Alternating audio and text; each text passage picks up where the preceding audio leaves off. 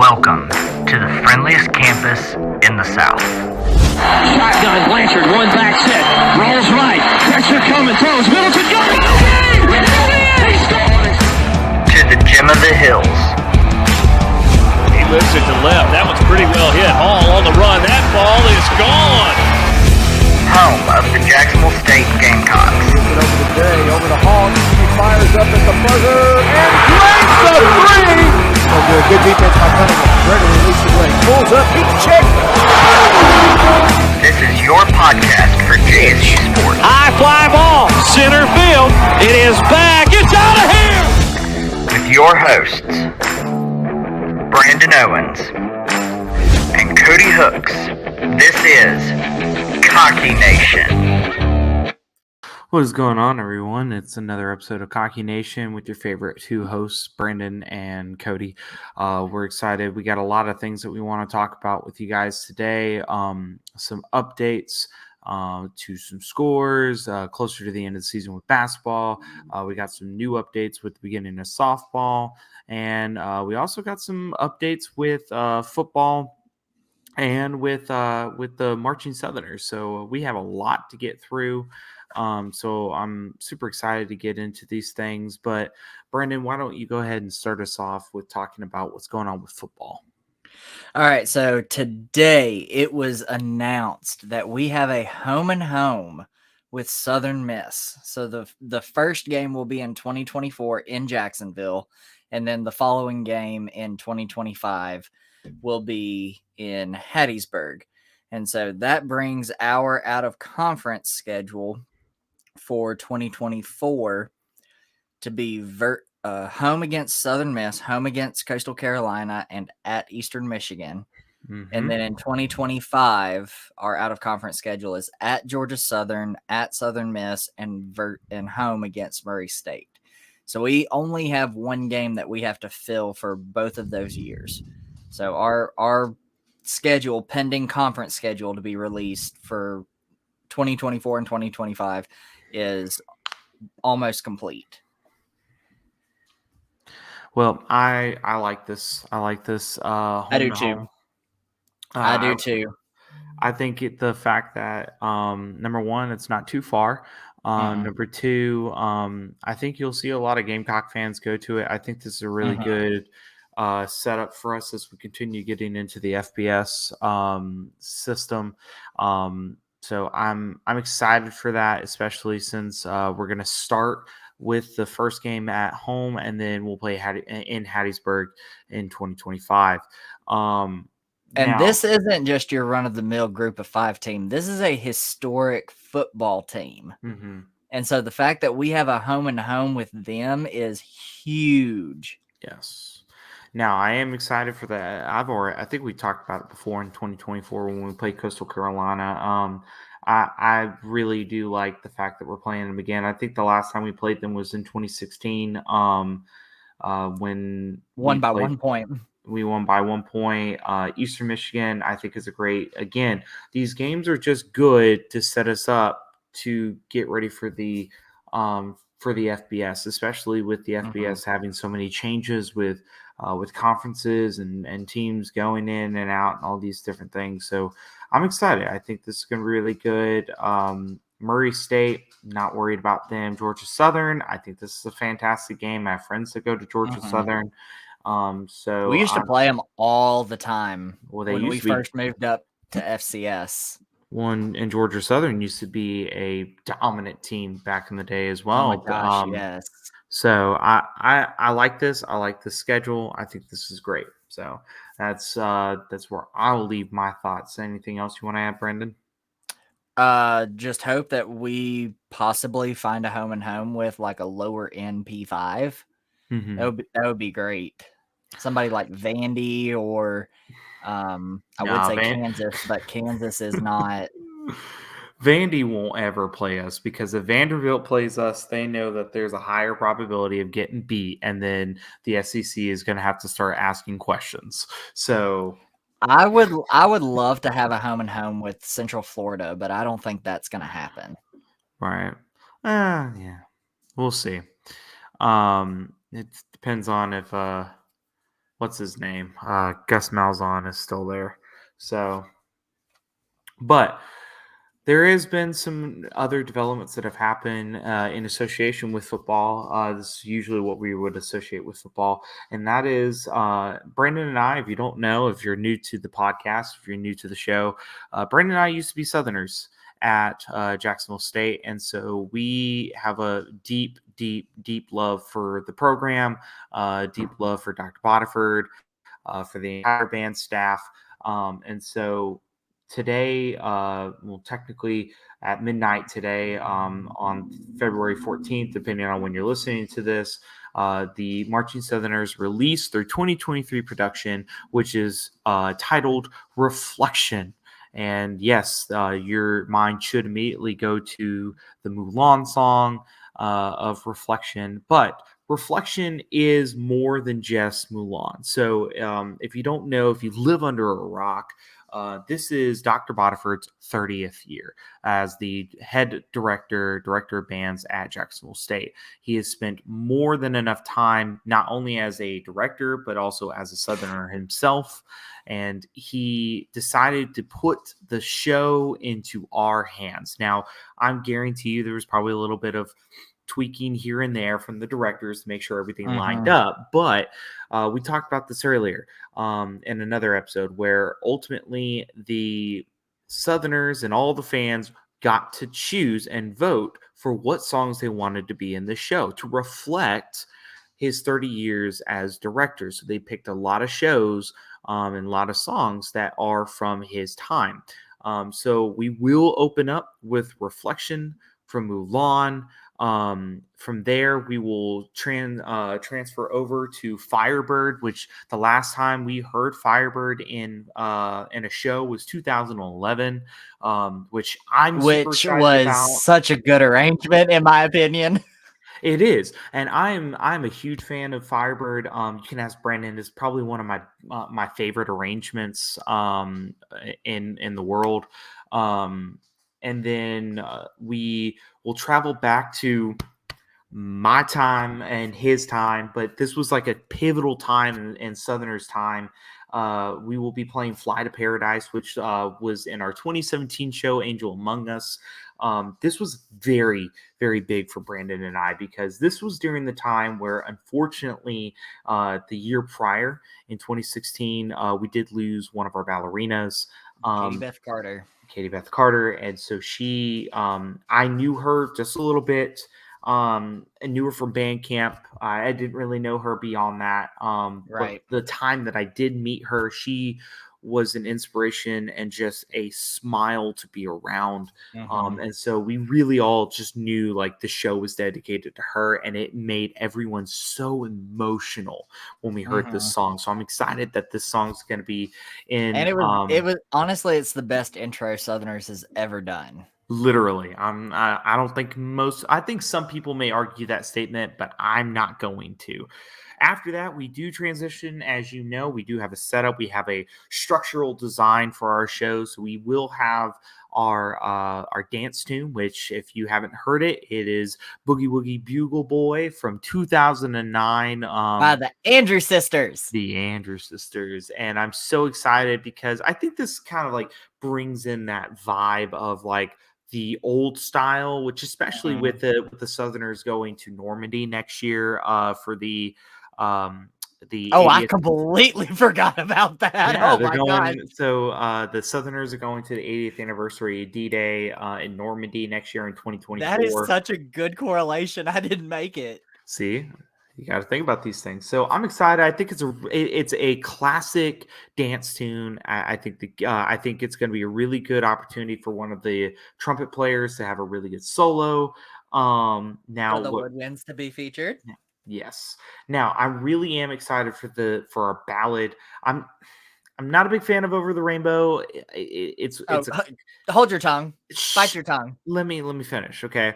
It's an iconic song. It is, but what I'm excited about is the I'll Fly Away sequence. And that's because for me, when I was trying to decide where I wanted to go to college, I listened to this show. It was my very first collegiate show I had listened to up to this point. when I got into high school, and I heard it at my band competition. They played it. Just seeing the Southerners, the way that they moved, the way that the ballerinas and the color guard were all involved in this show, just really inspired me to want to get back into being a Southerner. And so I'm excited for that. I don't know about Brandon. I love "I'll Fly Away," and It's not my favorite ballad, but it's one of my favorites. So I'm very excited to hear what this new arrangement is going to sound like. plus, I think the one thing that I mean, you got to think about it. You can't have Southerners without "I'll Fly Away," and it's Right. kind of like just the piece de resistance to Dr. Bodiford. Okay, Well, like I bet you it was between this and Elsa's because there was a mix in that arrangement that had Salvation and Elsa's. right. So I bet you it was between those two. Right. And so I'm excited for that. And of course, you can't have a Southerner show without going back to the classic song, Malagueña, or in the words of our famous Argentinian friend that is an amazing pianist. He says Malagueña. Well, So that's the technical the technical correct. name, but we're gonna call it Malagueña because we're from the South. But the last time we heard this, one of the first times we heard this song was '95. The last The time wedge. when we started the wedge, the triangle, and then the last time was in actuality it was one of my last shows when I was a Southerner in 2018. Which Mhm. I'm excited for. I'm excited to watch the That was wedge happen again. our next to last show. It was our next to last show because in 2019 is when we had Earth, Wind, and Fire. So I'm excited. I think this is fantastic. I think this is a great setup. I think this is a great. Um, I think this is a great gift to Dr. Mhm. Bodiford because if you've been living under a rock, the theory is that this could be it. This could be Dr. Bodiford's last year, and that he We wanted don't know he because we thought he was retiring after 25, which was 2019 yeah, and or so 18. It was 18. it was We thought he was 2018 retiring after 18. after when I think of home, um, and so we don't know yet. That's the theory. There's moving balls and chains on this. But no matter what, you can't have Southerners without Dr. Bodiford. For Mhm. many of the Southerners that have been around since '95, uh, as the original director is to the original band members, this is now like he is ours. So He it's is just as my mom and dad called Dr. Walters Papaw, Dr. Bodiford is our Papaw. exactly. He is our Papaw, and he will always be a part of this program and his impact. Whoever takes over that band, um, whoever takes over the program after Dr. Bodford have some big shoes to fill. Exactly. I don't. Yeah. If it's who I think it's going to be, I Is don't think it? that's going to be an issue. Well, if I think I know who it is too, if we're both thinking of the same person, then it should be too hard. Basically, the legacy will just carry on. It's just nothing will stop. It'll be the same thing as it's always been. You just won't have that small. Everyone knows who we're talking about. It's funny, but you just won't have that small little snippet of grace in the middle of band camp when we all wanted it, and Dr. Bodiford was there to be like, oh yeah, like let's go get you those freeze pops, like. Or out of nowhere, just say, "We're giving you tomorrow off." Literally. So, to all the future Southerners that are listening to the show, I'm sorry you may never get another day off. But we Sorry. love you guys. But I'm excited. We're all excited. I will definitely be watching that show. And just Oh, I'm gonna cry multiple times I every time promise I see it. you I will be at Southerners reunion this year. If by God I will make it, and I want to watch this last show.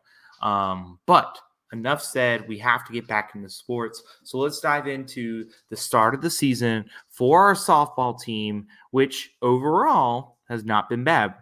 It was a good weekend. It was a very good weekend. It was a very good weekend. So as far as our softball games have gone, so we did play Army and Buffalo.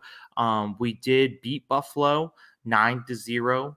We did beat Army 7-2. We beat them again 11-3, and then we did end up losing that last game against Buffalo 5-7. But again, 2 of those games were by mercy rule. oh yeah, So it ended after 5 innings. which is it's kind of great when you're thinking about it. But this is a great way to start, especially against we're not talking about like ASUN teams. We're not talking about like smaller collegiate teams. We're talking about like big name teams. We're talking about FBS, and we're talking about independent team or Patriot. League. Yeah, Patriot League. But still, it's a service academy. So. Right. So the fact that we were able to successfully beat these teams within the fifth innings, mercy rule, that's just great. I'm very happy about that. Now our time is not over. We obviously will have some more games coming up if you haven't been paying attention. Our next one is the Southern Miss Golden Eagle Classic, where we will have Southern Illinois. Say it. No, I want you to say it. No. Do you not know it? No, I do know it, but you're the one that was cutting me off the last time. Yeah, because you were stopping at Southern Illinois and just calling it. That is a completely different college, sir. Well, that was your job. It was to catch me on it. Why do you think I was like this? Southern Illinois, Edwardsville. See? I know what I'm doing. Sure. So anyways, so we get so in the Southern Miss Brandon loves me. Don't let him fool you. Okay. So in the Golden Eagle Classic, we will have Southern Illinois, Edwardsville. We will have Tulsa and Alcorn, and of course Southern Miss, which we kind of already talked about our predictions for this. I believe for the most part, none of these should be a problem. I think Southern Miss and Tulsa may give us a little bit more of a run for our money. But overall, I would like to see us go either 2-2 for the teams. If not, at least sweep it. Yeah, I think it'll end up being, SIUE and Alcorn, I don't think we'll have any issues. So that's 2 wins easily. If I had to pick a loss, I would actually pick Tulsa. I don't think we would lose to Southern Miss because we usually play Southern Miss every single year. So they are a familiar foe for softball. So I think we might go 3-1. Worst case scenario, go 2-2 and lose to Tulsa and Southern Miss. But if we go, I don't think we're going to sweep. I think we'll go at most 3-1 with our loss being to Tulsa. I would agree. I agree with that. So definitely be on the lookout for what ends up happening. But you just don't know until it actually happens. So be on the lookout. I think this is going to be great. And again, way to go, Lady Gamecocks, on the start of your season. Let's keep up the good work. Let's redeem ourselves from another group that we'll get into later. But flipping over to the men's side of this sport, let's talk about baseball. So baseball is coming up. Their next games are going to be against Georgia on Friday. It's going to be at 2 p.m. Saturday, it's going to be 1 p.m. and Sunday at 12 p.m. You can find these games on the SEC Network Plus. I have my theories on how this is going to go. I've not caught a lot of word on what's going on with the team this year. Other than somebody that works for the university, his son and him are really big with helping the baseball team. And from what I hear and understand, things look pretty good so far for the team. So I would like to see us go maybe 1-2 for this. If not, let's go 2-1. I know probably somewhere within those 3 games we may lose one, but if we can win at least one, that would be great. Yeah, Georgia is usually a pretty tough opponent. Mm-hmm. They finished just barely over 500 last year. They went to the regionals and ended up being 1-2 in postseason. Mm-hmm. Got to the SEC tournament, lost to Alabama in their first game. We usually play Alabama pretty close. And again, it's very hard to like pick the results of these first few games because you're having to go off of last season, and this season is not last season. So I'm going to actually say we'll lose the first one. I think we'll slip them up on the second game. Yeah, and I think I'll go like you. Lose the first one, win the second one, lose the third one. Mm-hmm. But again, as long as we can get one of those wins, I would feel more comfortable. I will be very happy if we can at least get one game out of this series. Hey, fool me once and win all of them. I mean, it would be nice. It would be nice, but I don't think it'll happen. You never know. I mean, it would be nice, but we just gotta just wait and see. We'll obviously next week we'll update you guys. The plan for next week is that we will actually be going live. That's the plan. Hopefully, that's the plan. We were gonna do it this week, but a lot has been like I'm leaving tomorrow for 3 days to go to a thing up in Huntsville. So I'll actually be in Brandon's neck of the woods. I will be busy, so I will not be able to see you. It's okay. It's okay. I will be at Bob Jones for the WGI Regional. Who? I will be at Bob Jones for the WGI Regional. Who? Shut up. Okay, anyone that doesn't know what I'm talking about, the go-to joke with Bob Jones is because at one point nobody knew who they were. So it was who? Bob Jones. Bob who? Bob who? Bob Jones. So that's always been kind of like the joke about it. But anyways, so now let's get into our meat and potatoes. Well, not really. I call it more like We are weaning off of basketball. I'd call it more the well done steak. Yeah, that's right. I'm describing our team as a well done steak. Let's talk about basketball. So if you weren't catching the games, the last two games were the same teams, Kennesaw State. We talked about this last week. One was at home and one was at Kennesaw State. And it was the same freaking literally identical games. Literal identical games, same issue, not finishing it, not completing the game, losing by less than in the 3. last second. Both games. Last second. We lost the first game 54-52, and the second game we lost 74-71. And it's the same problems. So like most of my thoughts, I don't know about Brandon, but most of my thoughts are based on just the issues in the last game. Okay. But I'll let Brandon go first. Brandon, share your thoughts with us. Just tell us how you feel. Frustrated. That's the biggest thing.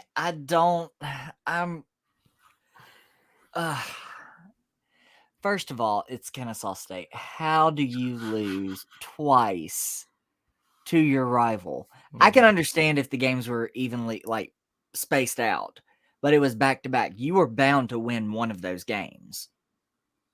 You were bound to win one of those games. Apparently not. And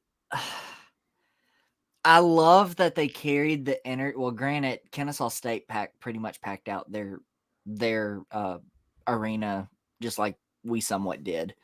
So like the energy at both was just like high intensity. Like it was tough places to play for both away teams.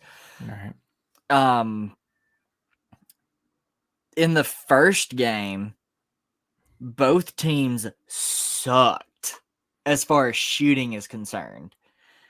Free throws was okay. Kennesaw outdid us 67% to 59%. So I think that's where a lot of that came from. There was a point where's the points off of turnovers? Yeah, Kennesaw had 11 points off of turnovers to our 6. Let's go to the next game. Well, our next game, so we had 41% of our 3-pointers, 9 out of 22. That's issue for me. Which was fairly decent compared to the last game as far as 3-pointers is concerned. Free throws was fairly even between both teams. Again, field goals were fairly even between both teams. We out-rebounded them, had more assists. We did turn the ball over way more than they did. 16 turnovers. Control the ball. Control the freaking ball. It's not hard. It's not hard. I understand there's certain circumstances, like how Alabama did against who was it? LSU, Auburn. Who did they play this weekend? I can't remember. Anyways, Alabama was literally just pouncing on that ball, like stealing it right and left. They had 24 points off of turnovers on that last game. 24. You know what's funnier than 24? Who? 25. Kennesaw did, yeah. Like, that's ridiculous, man. If you take some of those points away, even in the first game, if you took some of those points away, we would have won the game. Would we have? I don't understand what are. It seems like they can't transition like off of turnovers. It's almost like they can't transition fast enough from offense to defense. That's what the issue seems like to me. Because the defense is great. If the defense has time to actually set up and get ready to play, go up against the offense, they're great. Mm-hmm. They're awesome. Our offense, not so great. As you can see, because we apparently turn the ball over a lot. So I don't know what the deal is. Just hold on. We can't hold on to the ball, and when we do turn it over, we can't transition fast enough from offense to defense to stop all of these points, or we can't contain them to prevent these points. Like I don't know what the deal is. Honestly, I am so happy we are moving on to softball and baseball really quick. So those are my thoughts. I'm done. We've done what we can. We've supported how we could. Brandon and I have given more than our fair share of just trying to hold on, trying to keep the good hope and keep the fight going for our team and the event that, things would change. And they're not. And so for me, it's just hard to think about the fact that we just can't finish. And at this point, I would just say we've already knew it. This year is a bust. Let's just move on. We got 2 more games, right? 2 more? No, we have quite a few. I think we have 6 left. Do we? Or 5. Hold on. We have 5 games left. Is it? Yeah, we have 5. Okay. Well, we got 4. We got 4 games. We have 4? Okay, Yeah. I was looking at the women's. So we got Queens. Oh, I bet you that extra game in the women's is who we're matching up against in the tournament. Yeah.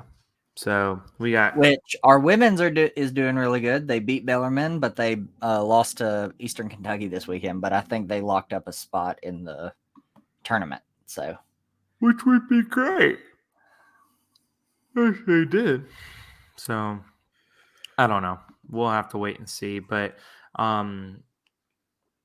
the boys, they got 4 games. They got Queens, they got Liberty, Central Arkansas, North Alabama. We may win 1 out of that 4.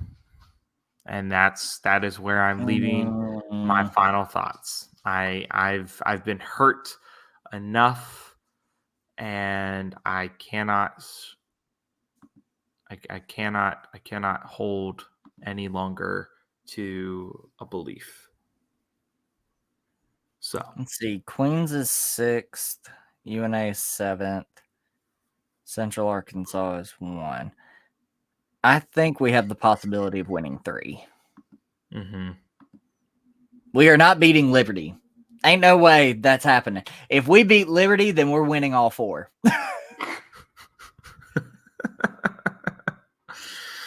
Well, we'll definitely have to just keep an eye out. That's all we can do at this point. But Brandon, do you have any final thoughts that you would like to share? I am tired. I have been working my butt off. I feel that. Waking up at 3:30, 4 o'clock in the morning for my shift every day, or for my job every day, Monday through Friday. It gets tiring. I'm applying for teaching jobs like crazy. Mm-hmm. So, yeah, I'm ready for things to kind of like get solidified. I feel that. I feel that in my bones. Well, we love you guys, and we appreciate y'all listening. We wanted to keep this episode short. It is Valentine's Day, and at least one of us has somebody to entertain. You can read my mind. But we want to thank each and every one of you for listening. And of course, if you haven't already, you need to go ahead and follow us on all of our social media platforms, Twitter, Instagram, Facebook. Facebook, we are the only difference is it is Cocky Nation and JSU Podcast, where we do post a lot of updates. Twitter and Instagram, it's at Cocky_Nation. And of course, you need to go follow Fans Nation Network on Twitter and all of our fantastic podcasts that are involved with these groups, because they are talking about their own teams. They're talking about their current seasons, what's going to happen, what's going to be different. Some of these podcasts correlate with us, and so definitely be listening to what they got to say. Who knows? Maybe one of them will start talking smack about us, and then we'll have to go live with them. Who knows? But we don't know. We'll see. We love you guys. Thank you for listening. Go Gamecocks, and fear the beak.